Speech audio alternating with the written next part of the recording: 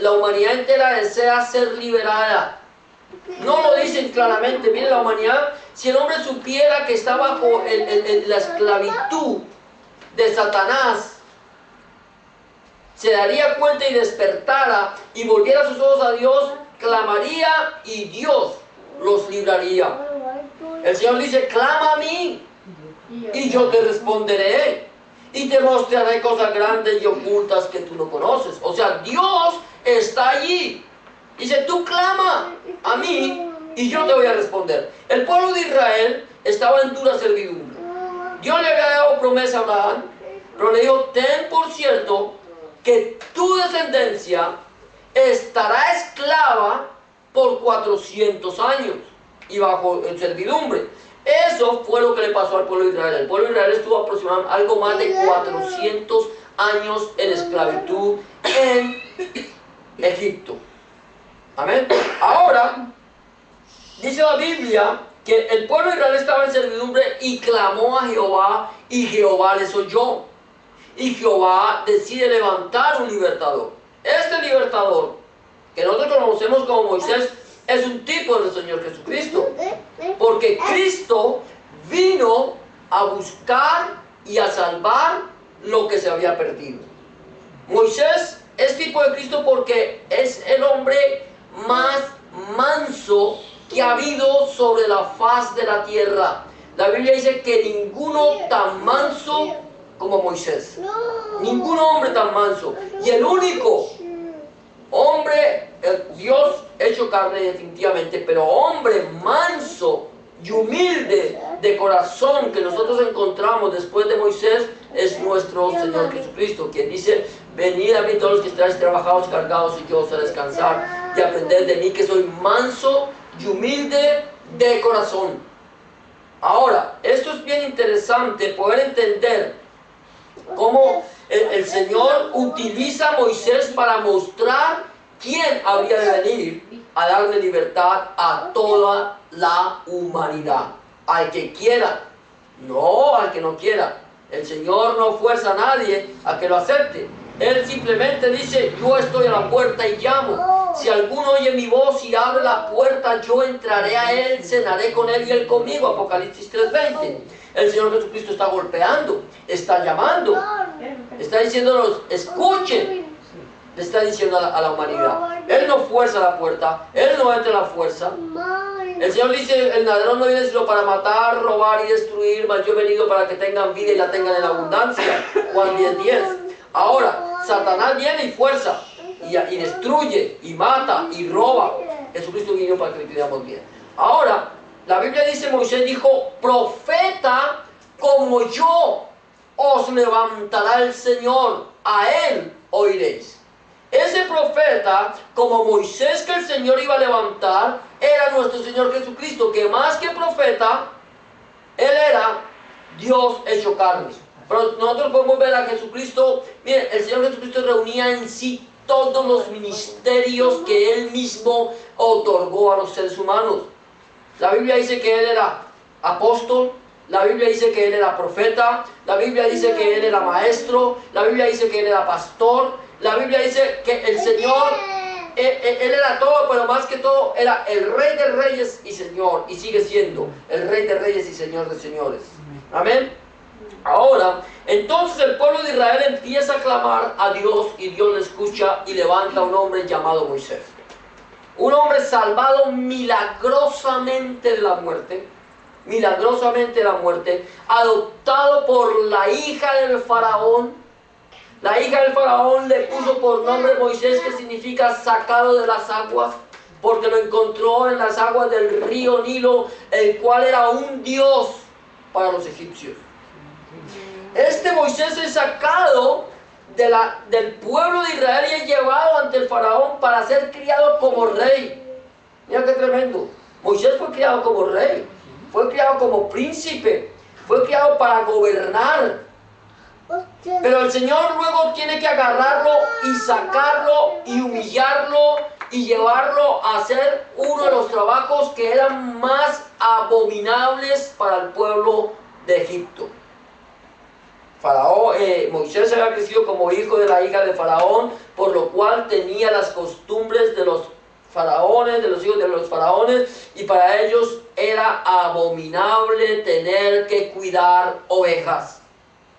Dios los saca del palacio, los saca del lugar de preeminencia y los lleva al desierto a pastorear ovejas. Dios dejó su trono de gloria, dejó su lugar donde él estaba sentado, se despojó a sí mismo, se hizo hombre y habitó entre nosotros, se humilló. Mire esto, Dios se humilló y habitó entre nosotros. Ahora, viene aquí a habitar en nosotros para darnos a nosotros libertad. ¿Libertad de qué? Libertad de pensamiento, de actuar. Libertad del pecado, y de la muerte. O sea, darnos libertad de Satanás. Él vino a comprar nuestras vidas que habían sido vendidas a Satanás. ¿Quién se las vendió? Adán. Adán vendió nuestras vidas a Satanás. Y Cristo tuvo que hacerse hombre para comprar a través de su sacrificio nuestras vidas.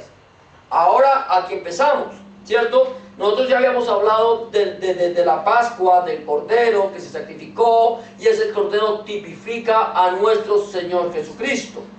Ahora bien, cuando nosotros estamos en el mundo, estamos alejados de Dios, apartados de Dios, sin esperanza de vida, sin nada que nos motive a seguir adelante.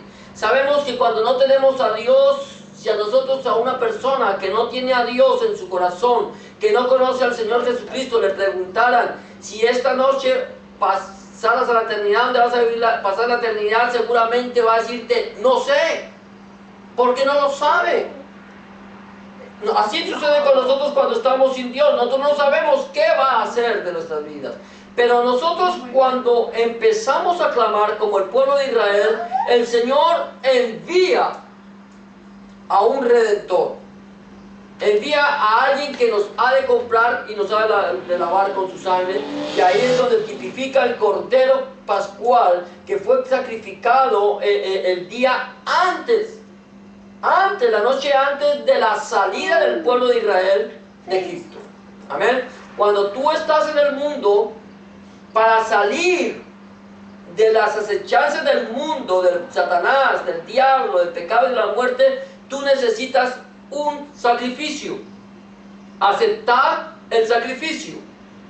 Aquellas personas que estando en Egipto escucharon a Moisés y obedecieron la palabra de Dios, sacrificaron el cordero, pintaron los dinteles de la puerta, y eso les libró a ellos de la muerte. Nosotros, como el pueblo de Israel, alguien un día nos predicó de Jesucristo, aceptamos el mensaje de Jesucristo, le creímos a Dios, y en el mismo momento en que nosotros le creímos, ¿qué pasó? El Señor nos libró del pecado y de la muerte, nos dio libertad. Mira esto, nos dio libertad y dijo, ahora los voy a sacar de Egipto. Es cuando el Señor, cuando tú le entregaste tu vida a Cristo, el Señor inmediatamente, ¿qué es lo que hace? Te saca de Egipto, te saca del mundo. ¿Estamos en el mundo? Sí, pero no somos del mundo. Jesús lo dijo, nuestro Señor Jesucristo dijo, están en el mundo, pero no son del mundo. Entonces, ahora el Señor nos sacó de la potestad de las tinieblas, nos lleva hacia una tierra prometida. ¿Amén? Amén. ¿Cuántos de aquí están esperando llegar a una tierra prometida? ¿Ustedes ya creen que llegaron a la tierra prometida?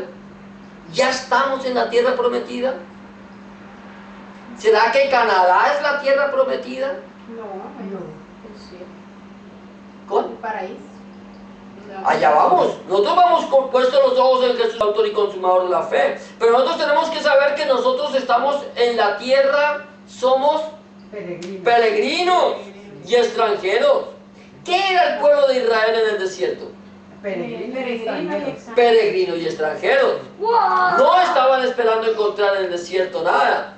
No estaban esperando encontrar en el desierto la tierra prometida. En el desierto no estaba la tierra prometida.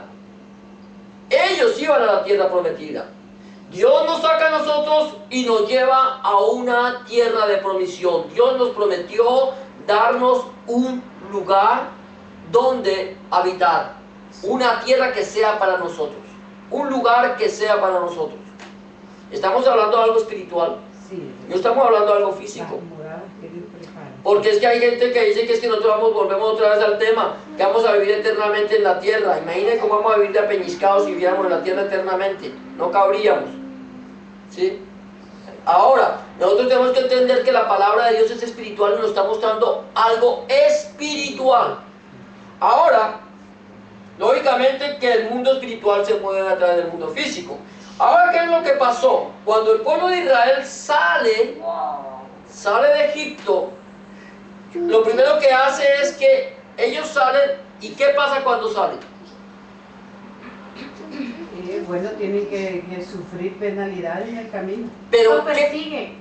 Los persiguen. ¿Quién los persiguió? Los egipcios, el mundo. Satanás. Satanás. Los demonios. Sí. Mire, los egipcios están tipificando los demonios. Sí, porque si el Faraón mundo, tipifica a el mundo. Satanás, Sí. los egipcios tipifican los demonios. No que los egipcios sean demonios, tenemos que ser claros. No que Egipto sea el lugar de Satanás, no. En Egipto, la tierra de Egipto hoy por hoy es una tierra donde hay muchos cristianos, donde se predica la palabra del Señor y eso no tiene nada que ver. Nada que ver. Estamos hablando del Egipto del Antiguo Testamento, lo que estaba tipificando en su momento y lo que tipifica en el día de hoy es Egipto del Antiguo Testamento. Ahora, Satanás, cuando el Señor nos saca a la libertad, Satanás no te quiere dejar ir. Sí, claro. Satanás te dice, no te vas. Sí. Primero le dice, váyanse, fuera, fuera. ¿Por qué? Porque el Señor lo castigó. El Señor lo reprendió, el Señor lo destruyó, el Señor lo subyugó, pero entonces dice fuera, pero cuando ve que tú estás saliendo, no quiere dejarte ir. Dice, no puedo dejarlo ir, no puedo dejar que la sangre de Cristo le libre de todo pecado, voy a hacer lo posible para hacerlo regresar. Eso es lo que está haciendo Satanás. ¿Sabías eso? Satanás hace hasta lo imposible para hacerte regresar al mundo. Por eso es que hay mucha gente que dice, cuando yo estaba en el mundo, vivía mejor. Ahora que me hice cristiano, no tengo plata, me quedo, pero eso es porque no quieren. Ahora, antes tenían para beber, para fumar, para bailar, para hacer de todas las cosas que tenían, que querían, pero eran esclavos. Ahora el Señor te sigue dando, te sigue sosteniendo, pero te sostiene de una manera diferente. De tal manera que nosotros aprendamos a depender de Él. De Él, depende de mí. Mira la diferencia, ¿ves? Entonces, ¿qué pasó? El pueblo de Israel sale de Egipto y Satanás, así como nosotros salimos del mundo, Satanás sale detrás de nosotros. Y nosotros salimos. En el momento que tú entregaste tu vida a Cristo, el Señor te saca. Pero Satanás te sigue. Y en el momento en que Satanás te sigue, dice, el mar los ha encerrado. Los tengo en mis manos, no pueden escapar. ¿Te das cuenta? ¿Por qué? Porque es que en el trayecto del cristiano, hay etapas en la vida. Y entonces cuando el Señor me hace a mí libre, el Señor me dice, sal fuera, ¿cierto? Huye. Pero cuando yo salgo, encuentro que hay un obstáculo. ¿Qué es el obstáculo que encuentro?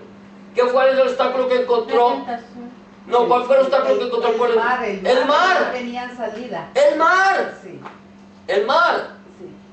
Ahora, ese mar físico que los estaba deteniendo estaba tipificando algo espiritual. Moisés, el pueblo empieza a asustarse, le creyeron a Dios, habían aceptado el sacrificio, salen, así somos nosotros, le creemos a Dios, aceptamos al Señor Jesucristo y empezamos a caminar, y en el momento que empezamos a caminar ya empezamos a sentir pánico. Señor, ¿ahora qué hago? Y Moisés tiene que clamar. El Señor tiene que empezar a clamar. Ahora el Señor le dice, ¿por qué clamas a mí?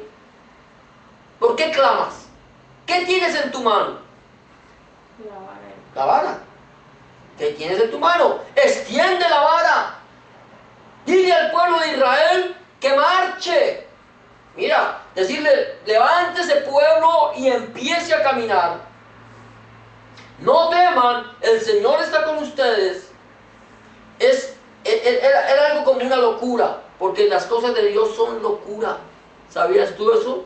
La Biblia dice que las cosas de Dios son locura. ¿Para quiénes? Para los que se pierden. Para los que se pierden. Ah, están locos, los cristianos están locos. Para los que se pierden, las cosas espirituales son locura. Las cosas de Dios son locura. Pero para nosotros que creemos en Dios, que le creímos a Dios, es poder de Dios. Mira, esto es poder de Dios.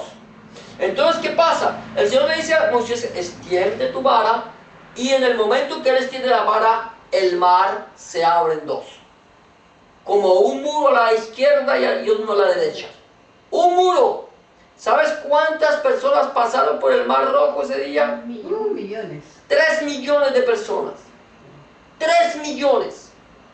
Pero hay algo interesante.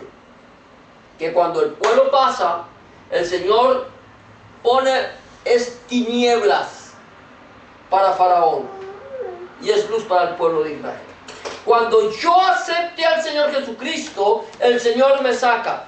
Pero hay algo interesante en lo que está hablando el mar. ¿Qué dice Pablo? ¿Qué fue lo que pasó en el mar con el pueblo de Israel? El mar se abrió. Pero algo, tipificaba algo. Se abría como a la libertad. Mira lo tremendo, mira lo que dice.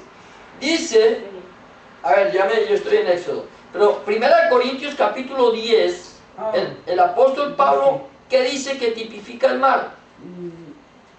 En el 10 dice, no murmuréis. No, 10, versículo